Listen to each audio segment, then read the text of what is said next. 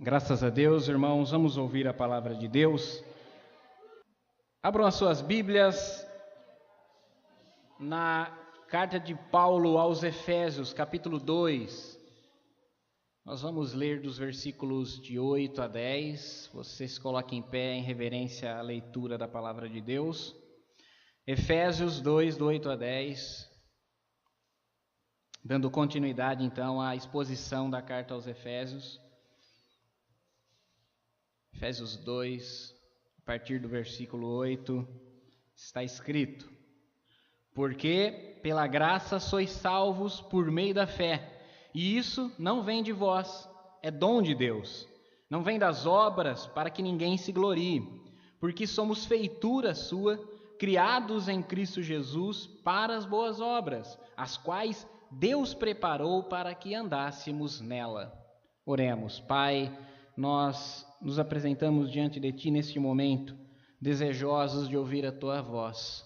Senhor, nós queremos ouvir a Tua santa palavra e queremos compreender a Sua mensagem. Pai, guarda os nossos corações, os nossos pensamentos de tudo que é exterior a este momento e que nós possamos estar atentos à Tua voz.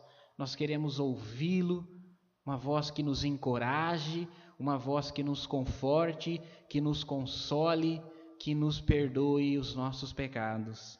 Nós oramos a Ti, Pai, pedimos o auxílio do Teu Santo Espírito neste momento. É no nome e nos méritos de Jesus Cristo que oramos.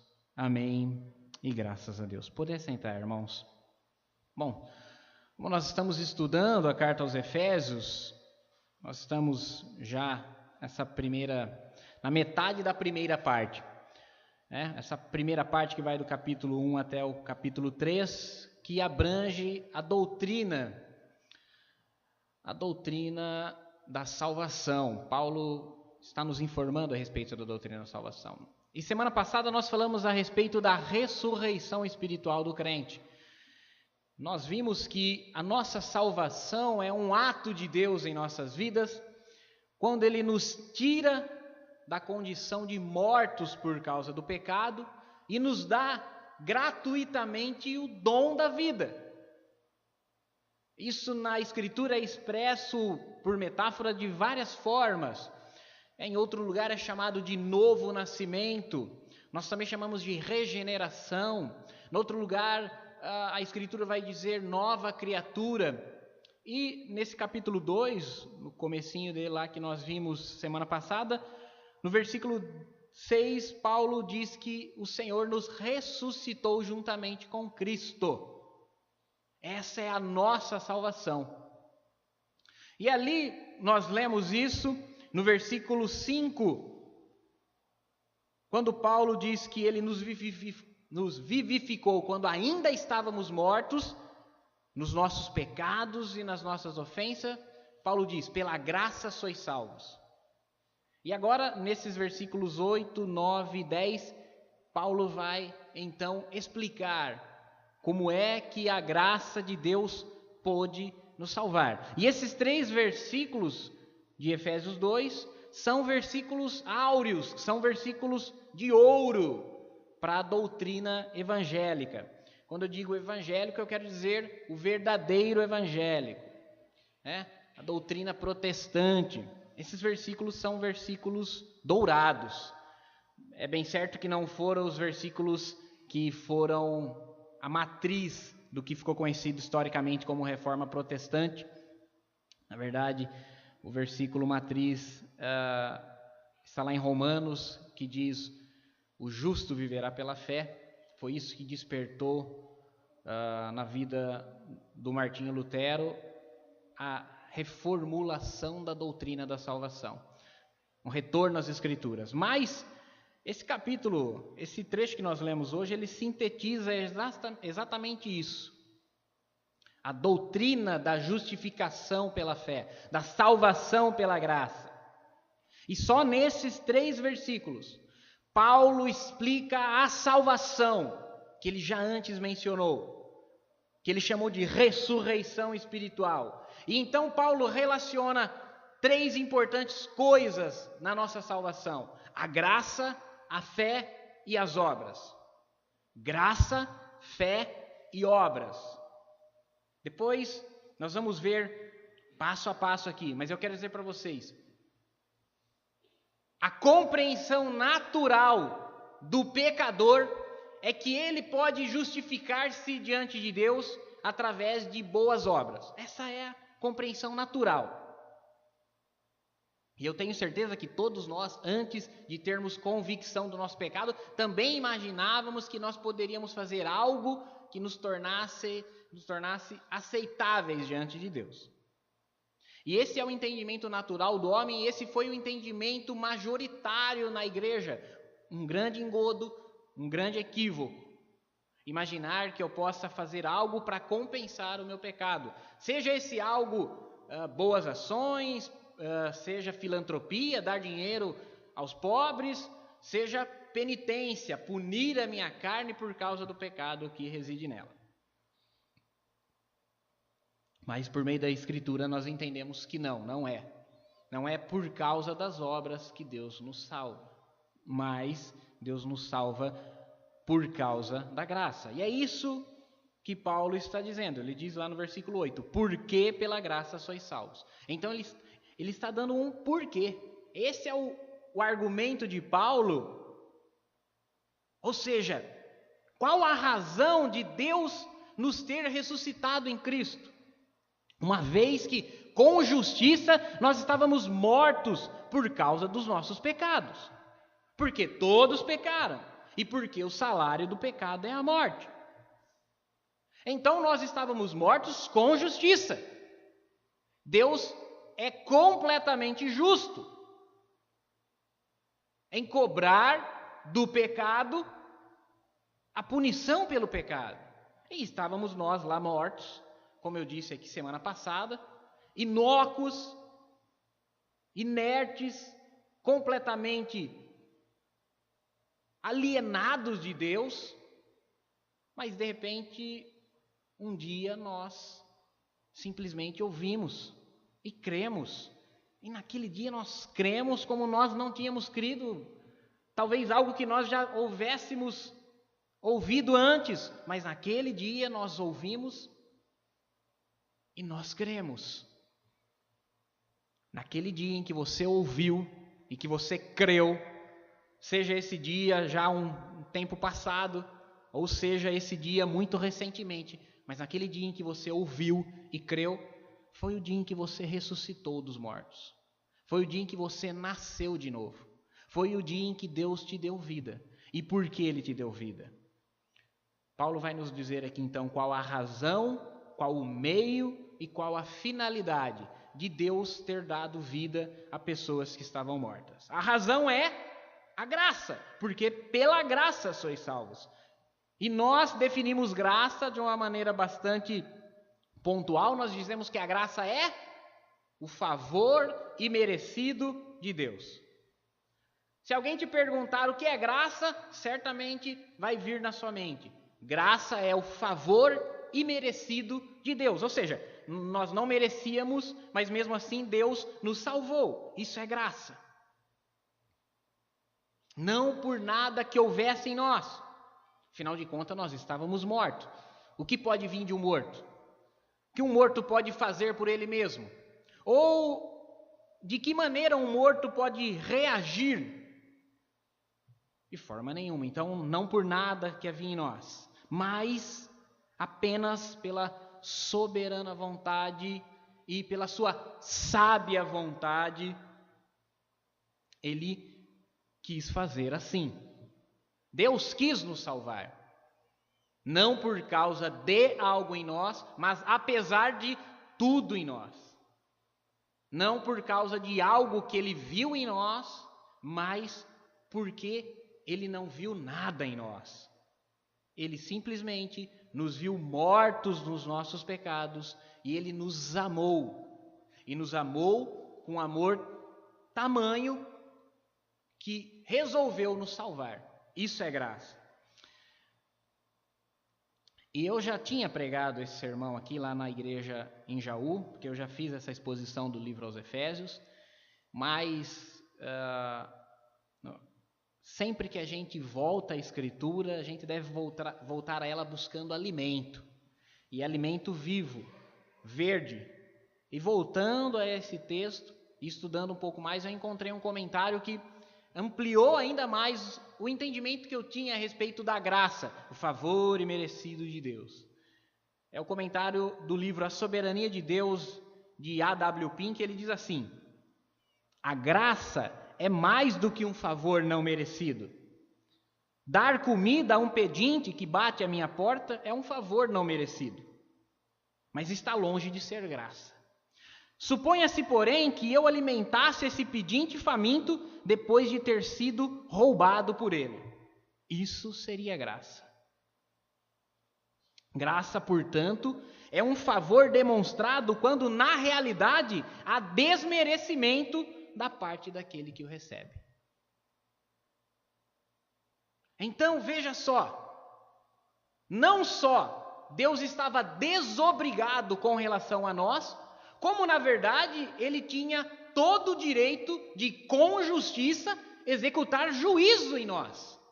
Mas, apesar disso, ele nos amou.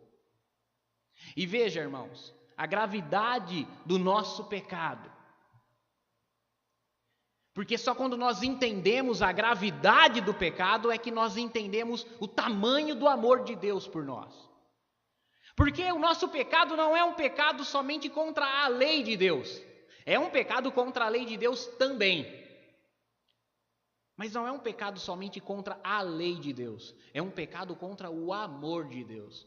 E para que você entenda isso, suponha que você está dirigindo alcoolizado. É lógico, é só uma hipótese, ninguém aqui vai dirigir alcoolizado. Mas suponha que você está dirigindo alcoolizado e você atropela uma criança. Então você vai ser indiciado por homicídio com dolo eventual, porque estava dirigindo alcoolizado. Perante a lei você pode ser preso, pagar uma fiança, sei lá. A sua quitação com relação à lei, embora seja penosa, é fácil de ser resolvido. Quantos anos? Ainda que fosse uma prisão perpétua, mas você pode pagar a dívida contra a lei. Acontece que, e com relação ao coração da mãe da criança que você matou atropelada? O que é que você pode fazer para compensar a dor? A resposta óbvia é nada. Não há nada. Diferente de pecar contra a lei, pecar contra o amor, não há nada que possa ser feito em compensação. Não há como pagar quando eu peco contra o amor do outro. Quando eu peco com o amor do outro, só há uma forma de receber perdão. Essa forma é a graça. Nós sabemos que, embora seja duro, seja realmente devastador uma mãe perder um filho nessas situações que eu ilustrei aqui para você, nós sabemos também que é perfeitamente possível haver tamanha graça no coração dessa mãe que ela perdoe o assassino do seu filho. Nós sabemos que isso é possível. Muito mais é possível isso no coração de um Deus que nos amou com tamanho amor. E apesar de termos matado o Filho de Deus, Ele o ressuscitou dos mortos e nos ressuscitou com Ele. E nós fomos feitos membros do seu corpo, membros do corpo de Cristo. Isso é graça. Essa é a razão, então. Quando você se questionar por que Deus quer me salvar, por que Deus me chamou, por que Deus me quer como um filho seu, saiba que é pela graça, por nada que há em você, por nada que você fez e por nada que você faça, mas simplesmente porque Ele o quis, Ele o amou e Ele dispensou tamanho amor que Ele te salvou apesar do pecado. Essa é a razão. O meio é a fé, porque pela graça sois salvos, tudo isso no versículo 8, por meio da fé. A fé é o único meio pelo qual nós nos apropriamos da salvação. Mas fé, no entanto, é diferente de simples crença. Talvez se a gente pensar em fé, a gente diga assim, mas eu tenho fé. Sim, o nosso vizinho ali também tem fé, e o homem ali do outro lado da esquina também tem fé, mas fé em quê? A diferença de fé e simples crença é que simples crença todo mundo tem. Todo mundo tem o que eles chamam de fé no seu Deus, fé no seu patuá, fé no seu amuleto, fé no seu santo, mas que, na verdade, de acordo com a Escritura, não passa de simples crença. Porque fé mesmo tem que ter um fundamento. Acreditar no quê? E Paulo diz para nós em Romanos 10:17 que a fé vem pelo ouvir e o ouvir pela palavra de Deus. Então a fé que é exigida para nos apropriarmos da salvação é crermos na palavra de Deus. A fé é uma profunda convicção de que a palavra de Deus é verdadeira. Hebreus 11:1 diz que a fé é o firme fundamento das coisas que não vemos, é a certeza daquilo que esperamos. Então, nós estamos convencidos, convictos daquilo que a Escritura revela para nós. Que nós éramos pecadores, que Deus chama-nos ao arrependimento e que por meio da confissão dos nossos pecados, da profissão de fé em Jesus, nós somos salvos. E aqui existe um certo tropeço. Porque, como eu disse no começo do sermão, nós somos tentados a imaginar que nós podemos fazer algo para que Deus nos salve. Nós somos tentados a imaginar que Deus nos salva porque nós fizemos algo, ainda que esse algo seja ínfimo, seja mínimo. E geralmente, quando nós compreendemos que não é por nada do que eu fiz, mas não entendemos totalmente a graça, nós somos levados a tentar que a fé é algo que eu faço. Olha, tudo bem, Deus me amou, eu não merecia, Ele me salvou, apesar de eu não merecer, então a graça dele é a razão da minha salvação, mas a fé é minha. E Paulo diz assim, porque pela graça sois salvos por meio da fé, e isso não vem de vós. Então, a fé é um dom dado por Deus. Isso não vem de vós, é um dom de Deus. A fé é um dom de Deus dado ao homem. Não é uma reação humana, afinal, que reação um morto pode ter? Porque se o homem ainda estiver morto nos seus pecados e delitos, eu posso chamá-lo ao arrependimento, eu posso chamá-lo à fé em Jesus e ele vai estar morto. O morto, embora tenha ouvidos e potencialmente possa ouvir, não ouve. O morto, embora tenha olhos e potencialmente possa ver, não vê. Então, a graça de Deus não somente concede a ressurreição para a salvação, como ela também concede a fé. E a fé é o meio pelo qual nos apropriamos da salvação. Quando nós cremos em Jesus, Deus instrumentaliza a salvação em nós por meio da fé. A fé não é, portanto, uma obra que eu opero, mas é um dom que eu usufruo. Se nós respiramos, é porque a vida foi soprada dentro de nós. Se nós fôssemos comparar o dom da fé com o dom da visão, eu vejo não por algo que eu faça, mas porque eu estou usando o dom que é instrumentalizado por meio dos meus olhos. Então a fé não é algo que eu faço, fé é algo que eu usufruo. Deus faz em mim e eu usufruo dela. E aí no versículo 9, Paulo faz a afirmativa mais precisa a respeito dessa doutrina. Não vem das obras. Não vem das obras. Não vem das obras. Não é por nada que eu faço. Por nada que eu farei. Não é por causa de penitência, nem por causa de algum rito ou de uma cerimônia, nem mesmo por causa de caridade, filantropia, boas ações, etc. Nada do que eu faça. Nada disso me torna digno e aceitável perante Deus. Não vem das obras. Não vem das obras. E essa razão é muito simples. Não vem das obras para que ninguém se glorie. Para que ninguém pense, eu sou salvo por causa disso que eu fiz. Para que ninguém glorie-se em si mesmo, para que ninguém se considere mais merecedor da salvação do que o outrem. Por exemplo, eu venho todos os cultos. Olha, eu venho na quarta-feira, olha, eu venho na escola bíblica no domingo de manhã e venho também no culto à noite. E não perco um culto.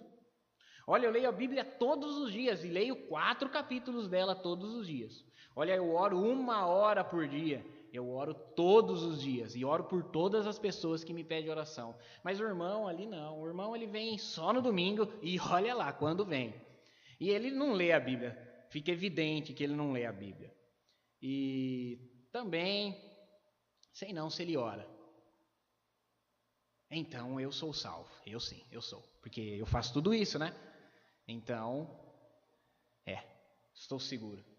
E esse orgulho pessoal me faz sentir-me mais salvo do que o outro. E é por isso, por essa simples razão, que a salvação não vem das obras. Para que ninguém se esqueça do que era. Que ele disse nos versículos 2 e versículos 3. Filhos da desobediência e por natureza filhos da ira. Não se esqueça que antes da graça, antes da ressurreição espiritual, antes de Deus te amar e te dar vida e te dar a fé, você era um filho da desobediência e filho da ira e estava morto. Não se esqueça disso. Para que a gratidão não dê lugar ao orgulho. Porque a graça de Deus produz em nós gratidão, graça por graça. Deus fez por nós e nós somos agradecidos por isso. E a gratidão permanece e tem que permanecer. É algo recebido, não é algo conquistado. O próprio Paulo, que nos escreve isso, foi um religioso muito legalista. Ele era de uma seita do judaísmo chamada fariseus, que o próprio nome diz, fariseus são os separados, aqueles que não estão no meio dos outros, aquele que não é como os outros. E essa seita muito rígida, muito rigorosa, e justificava-se a si mesmo por meio de obras. E nós não podemos ser tentados a nos justificar diante de Deus por meio das obras. E aqui há um perigo enorme. Por quê? Porque começa com a justificação pessoal por meio das obras. Olha, eu estou lendo a Bíblia. Olha, Senhor, eu estou dando meu dízimo. Senhor, eu estou indo na igreja. Eu faço minhas orações. Já falei que eu leio a Bíblia? Mas eu leio a Bíblia também. Começa com uma justificação pessoal. Mas depois começo a medir a minha santificação pelo pecado do outro. Mas eu não faço aí que ele faz, não. Eu não. Tudo bem, às vezes eu brigo com a minha esposa, mas aquilo que o fulano faz, isso eu não faço, não. Sou mais santo do que ele. E era assim que o fariseu se sentia. E Jesus conta uma parábola. Subiram um fariseu e um cobrador de impostos. O cobrador de impostos é mais ou menos um deputado. É um cara bem desacreditado na sociedade.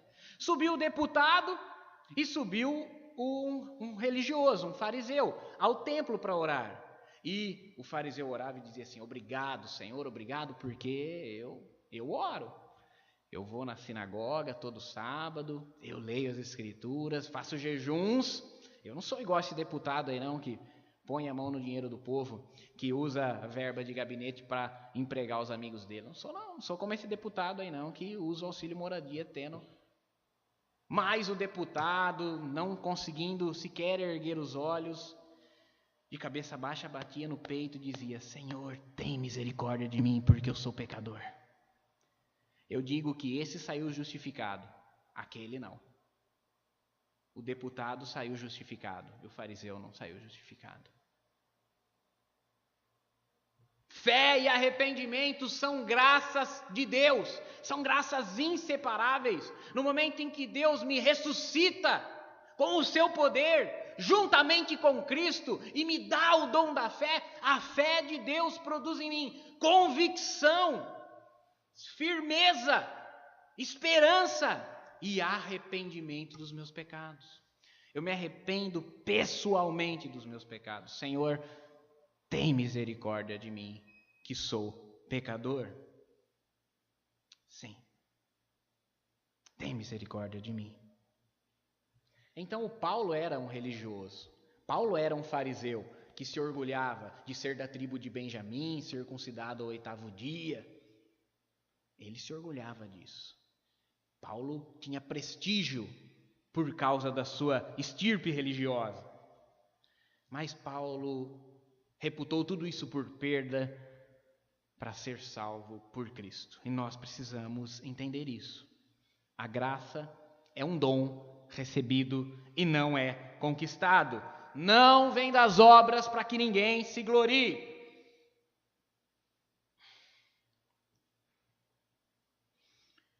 Não se conquista mediante algum ritual. Vou lá no batismo, vou fazer o ritual do batismo para ser salvo. Não. Ou então eu vou tomar a ceia para ser salvo. Também não. Vou tomar um passe e ficar salvo. Também não. Um banho de cheiro e fico salvo? Não. Também não é em decorrência a obediência a regras. Mesmo que essas regras signifiquem a letra da lei. Letra de lei. Bíblia, mandamento. Nem tampouco é por causa disso. Mas é somente uma concessão. É simplesmente um dom que Deus nos ofereceu. E a finalidade, a razão é a graça. Só por isso. O meio, a fé, e só por ela. E ela também é uma graça. E a finalidade, para que Deus me salvou? Por que é que Deus me tirou da condição de morto? Por que Deus me amou apesar do meu pecado? Qual a finalidade? Versículo 10. Porque somos feitura sua, criados em Cristo Jesus, para as boas obras, as quais Deus preparou para que andássemos nela. A finalidade, portanto, da nossa salvação é as boas obras, ou são as boas obras. Mesmo afirmando que o dom de Deus é uma forma e é um meio pelo qual nós somos salvos, fica claro neste momento que Deus quer que nós façamos boas obras. Porque somos feitura sua. Aqui, para ficar para poder parafrasear e ficar mais visível, porque somos uma obra-prima sua. Quando você olha uma obra-prima, como por exemplo uma pintura, uma bem famosa aqui, a Mona Lisa, você consegue ver muito além daquela gravura. Você consegue ver o que o artista exprimiu ali. Você consegue imaginar os sentimentos do artista quando ele foi pintar a dita Mona Lisa. Aquilo é uma obra-prima. É algo ímpar, é algo único. A palavra aqui usada para feitura é essa. Nós somos obra-prima de Deus. As obras que vêm após a salvação são as evidências de que nós somos, então, feitura de Deus. Que nós fomos regenerados, de que nós fomos recriados em Cristo. Porque nós somos recriados em Cristo, nós fazemos boas obras. É isso que ele diz. Somos feituras suas, criados em Cristo para as boas obras. Então nós não fomos salvos pelas boas obras, mas fomos salvos para as boas obras, que Deus preparou para que andássemos nela. As boas obras são como que uns trilhos por onde passa o trem e o comboio. Assim Deus fez as boas obras, para que nós seguíssemos por ela na nossa caminhada de fé aqui na terra. Trocando em miúdos, as boas obras são de Deus. Quem alimenta o faminto é Deus. Quem aquece, quem tem frio é Deus. Quem socorre o ferido é Deus. E Ele faz isso por meio de você. Você é a feitura de Deus. Você é o instrumento que Deus utiliza para fazer as boas obras. Eu já disse isso num sermão passado, vou dizer de novo, vamos fixar isso. Quando um médico opera e faz uma cirurgia bem-sucedida, ninguém dá glória ao bisturi, nem a agulha, nem a linha com que ele suturou. A glória é toda do médico. Mas o médico precisa das ferramentas, dos instrumentos para operar com perfeição. Então a glória pelas boas obras é toda de Deus. Nós somos apenas o instrumento que Ele utiliza. Deus fez as boas obras para que nós andássemos nela. Nós somos o instrumento, então, pelo qual Deus realiza as boas obras. Não é que Deus me salvou porque eu comecei a ir na igreja. Não é que Deus me salvou porque eu estou lendo a Bíblia. E não é que Deus me salvou porque eu pratico boas ações. Qualquer pecador pode visitar uma igreja e participar de uma atividade religiosa, mas somente um regenerado pode participar da vida da igreja. Qualquer pecador pode ler a Bíblia ou qualquer outra literatura teológica e religiosa, mas somente aquele que nasceu de novo pode crer e pode praticar a mensagem contida na Escritura. Qualquer pecador pode fazer caridade, dar dinheiro aos pobres, fazer boas ações, mas somente alguém que nasceu de novo pode amar o seu próximo. Deus não me salvou por algo que eu fiz, mas Deus me salvou, e porque Ele me salvou, eu posso fazer a sua vontade. Fé e obras, portanto, são duas faces de uma mesma moeda. A graça de Deus. Se coloque em pé, eu quero orar com você essa noite. Quero orar para que Deus aperfeiçoe a sua obra em nós, para que por meio da sua graça, por meio do dom da salvação, nós possamos fazer a vontade de Deus, possamos amar o nosso próximo, possamos servir a todos que nos rodeiam com boas obras. Feche os seus olhos, curva a sua cabeça. Quero orar por você. Pai, oramos a Ti nesse momento, confiando na Tua santa palavra, sabendo, Senhor, que muito embora nossos pecados são muitos, nossas falhas, nossas limitações, nossas fraquezas são grandes, ainda assim a Sua graça é maior, e o amor com que o Senhor nos amou excede os nossos defeitos. Senhor, nós estamos agradecidos. Sim, meu Deus, estamos felizes porque o Senhor nos amou, apesar do nosso pecado. Senhor, eu te peço, acrescenta-nos a fé, aumenta-nos a fé, que cada dia mais, Senhor, nós possamos ouvir a Tua palavra, crê-la, guardar nos nossos corações, aplicar o significado da Tua mensagem em nossos dias, na nossa casa, no nosso trabalho, entre a nossa família. Senhor, que nós possamos ver o Teu poder, por meio da Tua santa palavra, transformar a nossa casa, os nossos relacionamentos, a nossa sociedade, Senhor, a nossa igreja. Meu Deus, que nós possamos, por meio da fé, fazermos aquilo para que o Senhor nos preparou, que nós sejamos instrumentos Seus, Senhor, para dar a outra face àquele que nos fere, Senhor, para orar por aqueles que nos perseguem, para bendizer os que nos caluniam, Senhor, para fazer a Tua obra, a Tua boa e perfeita vontade nos nossos dias.